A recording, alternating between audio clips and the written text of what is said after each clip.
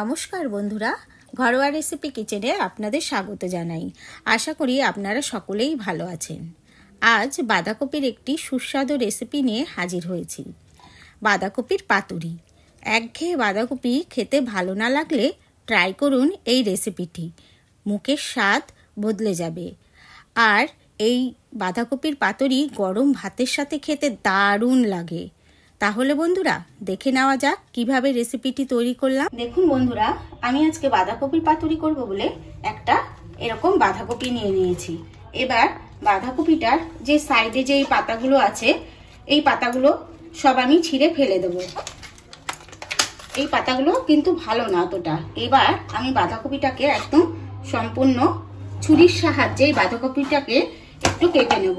আর এই বাঁধাকপিটা কিন্তু আমি একদম কুচি কুচি করে কাটবো না, ঝিরিঝিরি না, একটু বড় বড় হবে।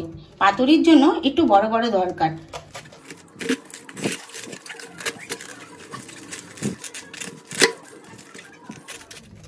এবার আমি বাঁধাকপিটাকে এই যে প্রথমে দুভাগ করে তারপরে এরকম বড় বড় একটু পিস করে কেটে নেব। এটা কিন্তু একটু বড় বড় পিস করে কাটলেই ভালো লাগবে। এবার দেখুন, এই যে বাঁধাকপি যে এই শক্ত জায়গাটা থাকে, এটা আমি কিন্তু ঠিক এইভাবে কেটে বাদ দিয়ে দেব, কারণ শক্ত অংশগুলো বাদ দিয়ে দিতে হবে। দেখুন বন্ধুরা, আমি বাঁধাকপিটাকে একদম বড় বড় করে কেটে নিয়েছি। আর বড় বড় করে কেটে নিয়ে আমি পাপড়িগুলো কিন্তু সব এরকম করে ছাড়িয়ে দিয়েছি। আর এই যে দেখুন কতটা বড় বড় কাটা হয়েছে এইভাবে।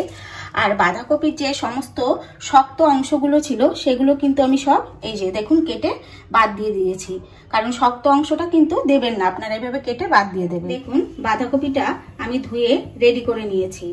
আর এখানে আমি গ্যাসে একটা কড়াই বসিয়ে দিয়েছি, আর তাতে আমি একটু অল্প পরিমাণ জল দিয়ে দিয়েছি, কারণ এবার আমি এই বাঁধাকপিটাকে হালকা একটু ভাপিয়ে নেব। এবার এই জলের মধ্যে আমি বাঁধাকপির পরিমাণ অনুযায়ী একটু লবণ দিয়ে দিলাম, আর সামান্য পরিমাণ একটু হলুদ দিয়ে দিলাম। এবার জলটা একটু গরম হলে আমি তারপর বাঁধাকপিগুলো দিয়ে দেবো এর মধ্যে। জলটা ভালো মতো গরম হয়ে গেছে। এবার আমি এই বাঁধাকপিগুলো দিয়ে দিচ্ছি। আর এটা দিয়ে কিন্তু আমি 1 থেকে 2 মিনিট হালকা একটু ভাপিয়ে নেব, বেশি সময় কিন্তু রাখবো না। হালকা ভাপিয়ে জল ঝরিয়ে নেব। দেখুন এটা কিন্তু আমি সম্পূর্ণ বাঁধাকপিগুলো দিয়ে দিয়েছি। দিয়ে এবার আমি একটু ঢাকা দিয়ে রেখে দিচ্ছি। দেখুন এটা কিন্তু আমার ভাপানো হয়ে গেছে। আমি 2 মিনিট মতো ভাপিয়ে নিয়েছি। আর মধ্যে আমি একবার একটু নাড়া দিয়ে দিয়েছিলাম। এবার আমি গ্যাসটা বন্ধ করে আমি একটা এরকম ঝাঁঝরির মধ্যে তুলে নিচ্ছি, কারণ জলটা ভালো করে ঝরিয়ে নিতে হবে আর একটু ঠান্ডা করে নিতে হবে।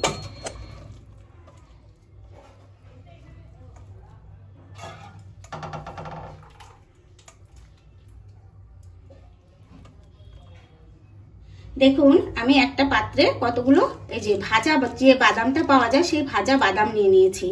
আর একটা পাত্রে আমি এই যে 1 চামচ কালো সর্ষে দিয়ে দিলাম, 1 চামচ সাদা সর্ষে দিয়ে দিলাম, আর এরকম 2 চামচ পোস্ত দিয়ে দেব, আর সাথে কয়েকটা কাঁচা লঙ্কা। এবার একটু জল দিয়ে এগুলোকে আমি ভিজিয়ে রাখবো। আর এটা আমি শিলেই বেটে নেব। এই মশলাগুলো সম্পূর্ণ আমি শিলেই বেটে নেব। দেখুন এটা সেদ্ধ করে আমি এই যে চালনির মধ্যে ঢেলে জলটা পুরো ঝরিয়ে নিয়েছি। আর আমি এখানে কতগুলো মটরশুঁটি ছাড়িয়ে নিয়েছি। এবার আমি একটা এরকম পাত্র নিয়ে নিয়েছি। এই পাত্রটার মধ্যে সবার প্রথমে এই মটরশুঁটিগুলো দিয়ে দিলাম। এবার এটা যে এই বাঁধাকপিগুলোর মধ্যে যে এক্সট্রা জলটা আছে এখনো ঠান্ডা করে নেবেন, তা না হলে তো অসুবিধা হবে। আমি সেটা ঠিক এইভাবে চিপে জলটা বের করে দেব।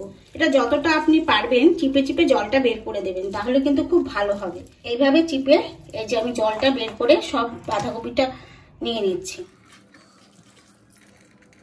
দেখুন আমি সমস্ত বাঁধাকপিটা এই যে জল পুরো চিপে নিয়েছি।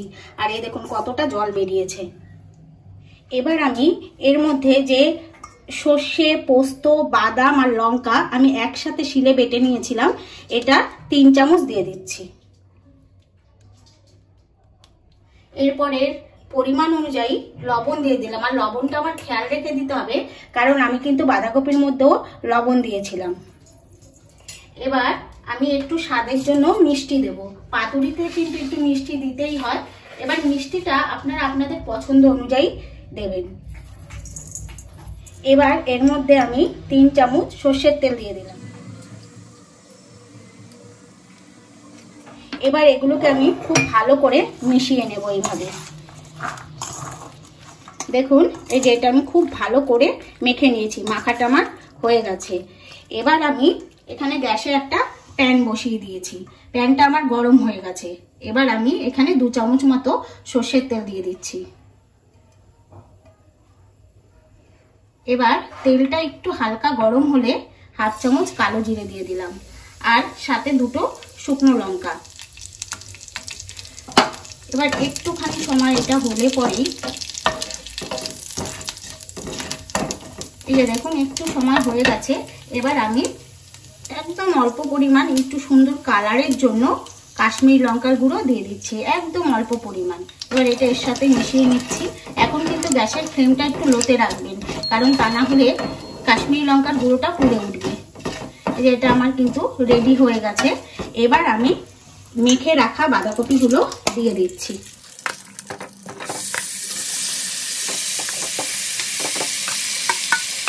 দিয়ে আমি একটুখানি নেড়ে একটু মিশিয়ে দেব, তারপর একদম আমি ঢাকা দিয়ে এটাকে রেখে দেব।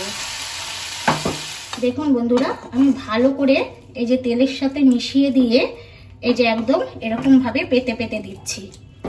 এবার এটা আমি কিন্তু আর নাড়া দেব না, আস্তে আস্তে এটাকে হতে দেবো।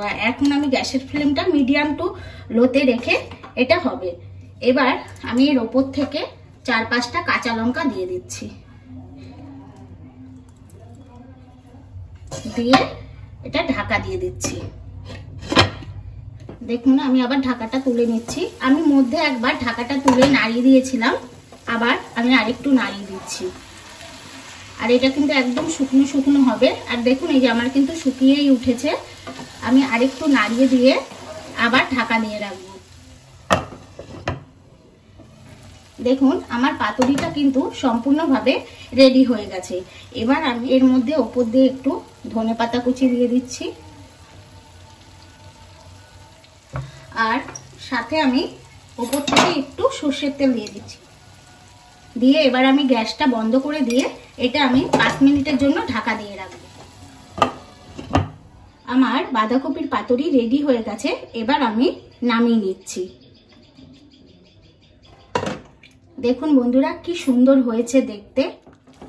আর বন্ধুরা, আমার এই রেসিপিটি কেমন লাগলো ভিডিও শেষে একটা কমেন্ট করে জানাবেন। ভিডিওতে একটা লাইক অবশ্যই করে দেবেন। নতুন বন্ধুরা চ্যানেলটি সাবস্ক্রাইব করে পাশে থাকা বেল বাটনটি প্রেস করে দেবেন পরবর্তী ভিডিওর নোটিফিকেশন পাওয়ার জন্য। পুরাতন বন্ধুরা ভিডিওটি দেখার জন্য ধন্যবাদ। ভালো থাকবেন, সুস্থ থাকবেন।